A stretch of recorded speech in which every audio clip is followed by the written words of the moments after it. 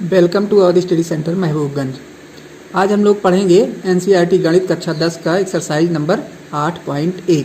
इसमें दो सवाल लास्ट के बचे हैं, यानी सवाल नंबर 9 और सवाल नंबर 10 जो है बचे हुए हैं, तो उनको आज आप लोग देखिए, ध्यान से पढ़िए। जितना हम पढ़ा रहे हैं आप लोगों को अलग से पढ़ने की कोई ज़रूरत नहीं है।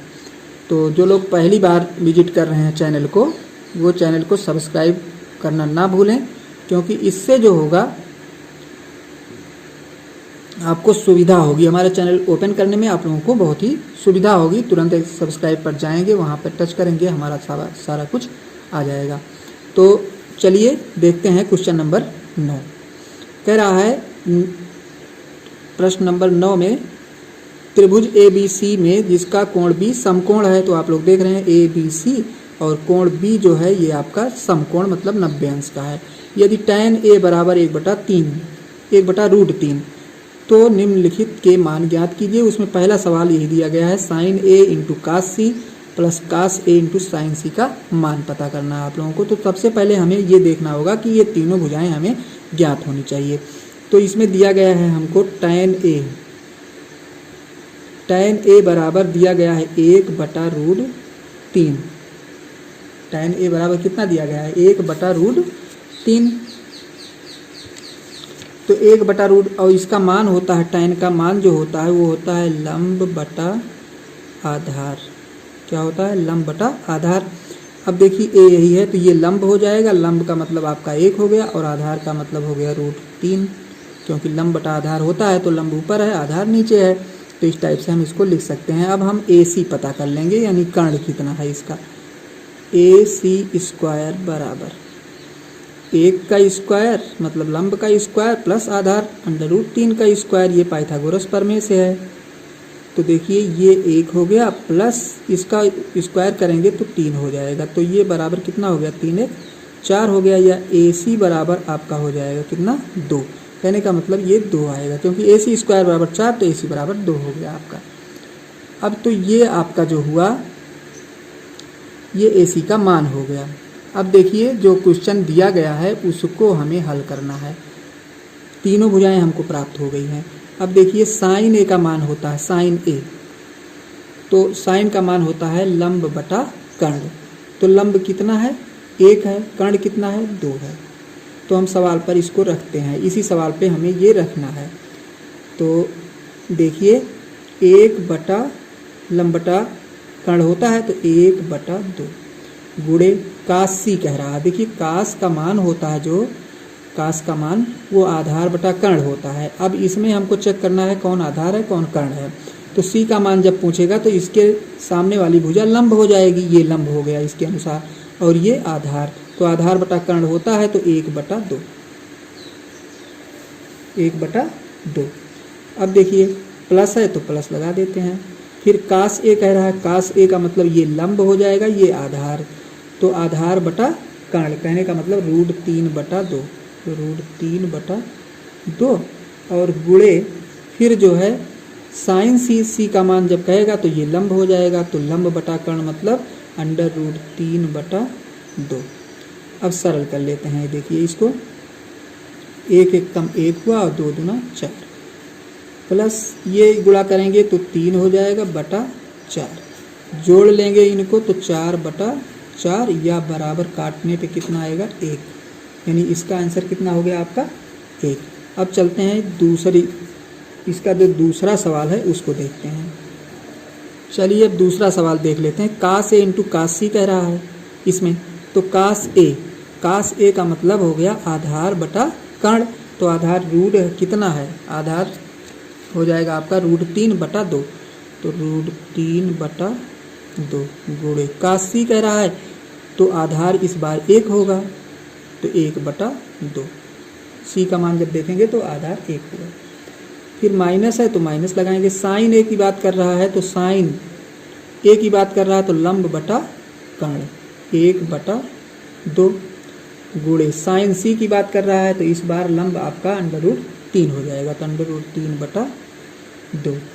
अब सरल कर लेते हैं। देखिए √3/2 दूना 4 माइनस √3/4 घटा लेंगे कितना आएगा 3 से √3 निकालेंगे तो कितना आएगा 0/4 या 0। अब आंसर आपका यही हो गया, आंसर बराबर 0 और इसका जो है आंसर कितना था 1। बस ये आपका सवाल कंप्लीट हो गया। तो प्रश्न नंबर 9 आप लोगों ने देखा। अब चलिए प्रश्न नंबर 10 सरल करते हैं। प्रश्न नंबर 10 देखिए, कह रहा त्रिभुज PQR में जिसका कोण Q PQR में कोण Q जो है कह रहा है समकोण है, यानी ये 90 अंश का आपका है। PR + QR बराबर 25, यानी PR + QR बराबर ये दोनों मिला के कितने हैं 25 सेंटीमीटर, और PQ बराबर 5, यानी PQ बराबर 5 है। अब पूछ रहा sin P cos P tan P के मान ज्ञात करना है। तो चलिए देखते हैं। इसमें देखिए हमको जो प्राप्त है, यानी सवाल से जो हमको मिला हुआ है वो त्रिभुज PQR है, उसमें PQ 5 सेंटीमीटर और PR + QR बराबर 25 सेंटीमीटर, ये तो हमको सवाल में दिया गया है। बाकी हमें अब हल करना है। तो चलिए देखते हैं यहाँ से PR बराबर, यानी हम अगर त्रिभुज लेते हैं PQR तो PR स्क्वायर बराबर कितना हो जाएगा PQ स्क्वायर और प्लस QR स्क्वायर, यही तो होगा। ये कर्ण का वर्ग बराबर आधार का वर्ग प्लस लंब का वर्ग, पाइथागोरस प्रमेय से है। तो यहाँ पर PR स्क्वायर बराबर PQ का मान आप देख रहे हैं 5 है, तो 5 लिख देते हैं, 5 का स्क्वायर प्लस QR स्क्वायर, या इसको ला के इधर करते हैं, यानी PR square minus QR square, ये इधर ले आएंगे तो माइनस हो जाएगा, बराबर कितना है 25 है। इसको हम थोड़ा सा फार्मूले पे तोड़ देते हैं, यानी A square minus B square के सूत्र पर। तो ये हो जाएगा आपका PR माइनस QR, और फिर दूसरे में PR + QR बराबर 25 दिया ही गया है। देखिए इसको हमने तोड़ा है A square minus B square पे, तो सूत्र है A square minus B square, तो उस पर जब हम इसको तोड़ेंगे तो एक में हो जाएगा A + A माइनस B और एक में हो जाता है A + B, ये फार्मूला है। तो इसी फार्मूले पे हमने इसको तोड़ा है। तो देखिए PR + QR बराबर 25 दिया गया है, तो यहाँ पे हम 25 लिख देते हैं, यानी PR माइनस QR और यहाँ पे कितना 25 बराबर 25। ये देखिए यहाँ पे ये क्या है गुणा है, तो गुणा उधर जाएगा भाग हो जाएगा। तो कहने का मतलब हम ऐसे भी लिख सकते हैं इसको PR माइनस QR बराबर, ये जाके भाग हो जाएगा, यानी 25/25 बराबर कितना 1। तो ये आपका मान लेते हैं हम एक समीकरण नंबर 2 हो गया। और समीकरण नंबर 2 इसको हम मान लेते हैं, और समीकरण नंबर 1 जो है या एक ही मान लेते हैं, चलिए 1-2 से कोई मतलब नहीं है, समीकरण नंबर 1 और एक समीकरण जो आपको दिया गया है, यानी PR + QR बराबर 25। तो PR + QR बराबर कितना दिया गया है 25 दिया गया है। अब हम समीकरण नंबर 2 है ये, यानी समीकरण 1 और समीकरण नंबर 2 हमको प्राप्त हो गया। PR माइनस QR बराबर 1 और PR + QR बराबर 25। अब दोनों समीकरण को हम जोड़ लेते हैं, यानी समीकरण 1 व 2 को जोड़ने पर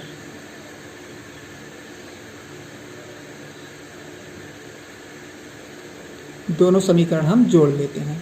जोड़ने पर देखिए क्या होगा, ये जब जोड़ेंगे PR तो जुड़ जाएगा, तो कितना हो जाएगा 2PR बराबर, ये तो जोड़ गया, और ये हमारा QR प्लस माइनस होके कट जाएगा, और इसको जब जोड़ लेंगे 25 से कितना हो जाएगा 26, या PR बराबर कितना हो गया 26। PR हमारा निकल आया कितना 26, यानी 26 हो गया। अब देखिए क्या करना है हमको, अब सब सारा मान पता हो गया, ये 26 हो गया, ये कितना है 5 है, PR का मान निकल आया। अब हम QR निकाल लें अगर, तो हमारा तीनों भुजा मिल जाएगा। तो QR बराबर देखिए,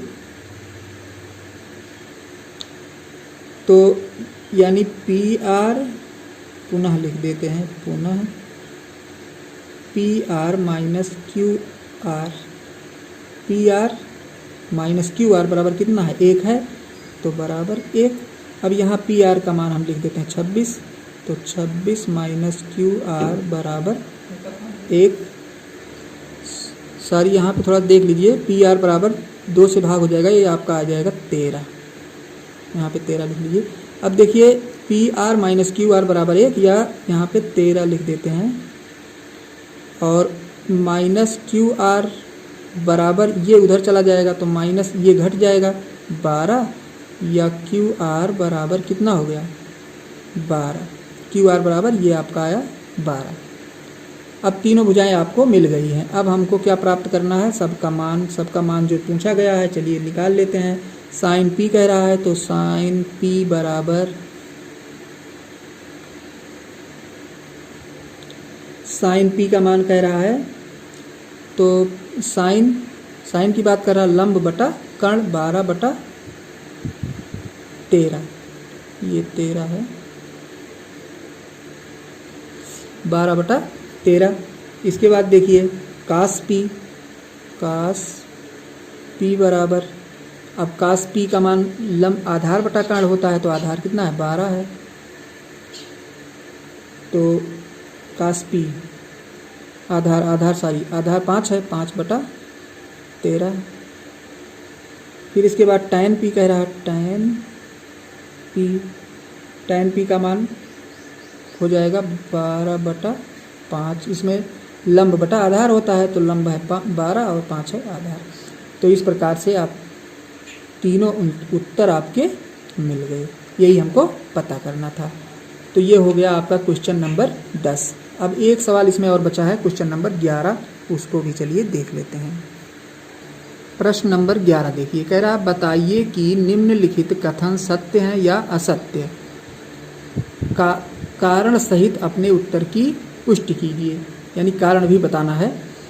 तो देखिए कह रहा tan a का मान सदैव 1 से कम होता है, तो tan का मान जो होता है यानी tan a बराबर 1 से कम सदैव नहीं हो सकता है, क्योंकि tan a कम से कम जो है 45 अंश का हो सकता है, मतलब अधिकतम 45 अंश का होता है, यानी tan a बराबर tan 45 अंश बराबर इसका मान कितना होता है, 1 होता ही है, यानी tan 45 तो हम लिख ही सकते हैं, तो इसका मान कितना होता है 1 होगा, क्योंकि त्रिभुज में तीनों भुजाएं जब एक कोण समकोण हो जाएगा तो एक कोण 45 अंश का होगा कम से कम, तो अधिकतम जो है tan 45 अंश होगा और उसका मान 1 होता है। 1 से कम भी हो सकता है, लेकिन यहाँ पे आप लोगों से जो पूछा गया है, कह रहा है का मान सदैव 1 से कम होता है, तो सदैव नहीं होता है, 1 भी हो सकता है।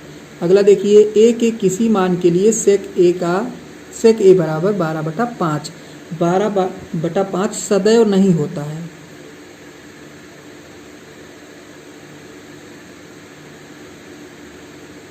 सदैव नहीं होता है, ये कथन आपका क्या है, असत्य है। और पहला वाला भी क्या है, असत्य है।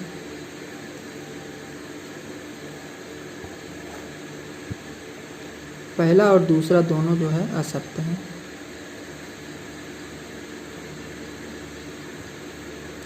तीसरा वाला देख लीजिए, तीसरा तो अभी तक दिखाई देगा,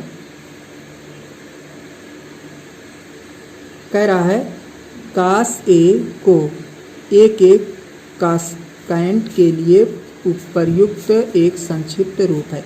कास का जो होता है, कास ए बराबर हम लिख सकते हैं कासाइन,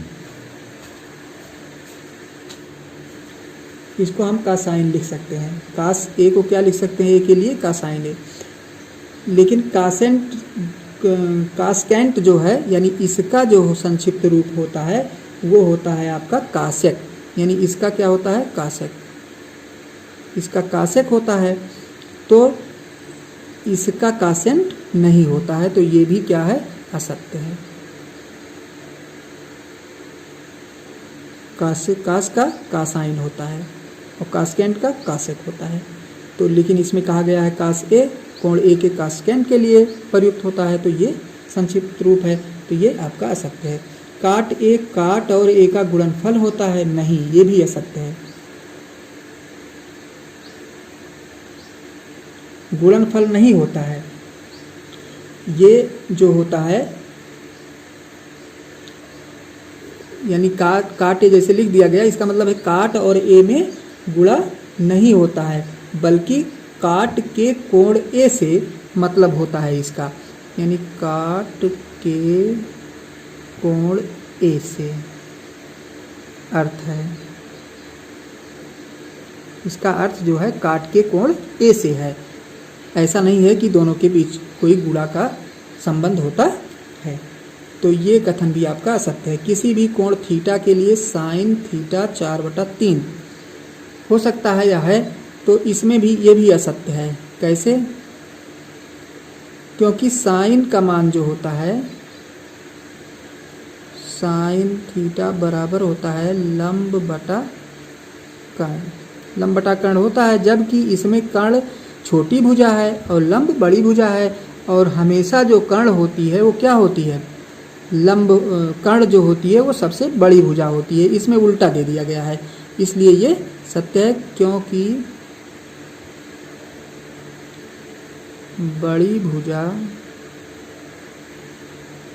लंब है, यानी बड़ी भुजा लंब नहीं होना चाहिए। बड़ी भुजा जो होनी चाहिए वो कर्ण होनी चाहिए, और इसमें जो है बड़ी भुजा को लंब दे दिया गया है, छोटी भुजा को कर्ण दिया गया है, इसलिए यह भी कथन आपका असत्य है। तो आप लोगों ने आज चैप्टर फिनिश कर लिया, यानी 8 पॉइंट एक्सरसाइज 8.2 जो है आपका समाप्त हो गया। अब अगला चैप्टर हम नेक्स्ट वीडियो में आप लोगों को लेकर मिलते हैं। आप लोग देखते रहिए अवध स्टडी सेंटर महबूबगंज। मिलते हैं आप लोगों से नेक्स्ट वीडियो में, तब तक के लिए धन्यवाद।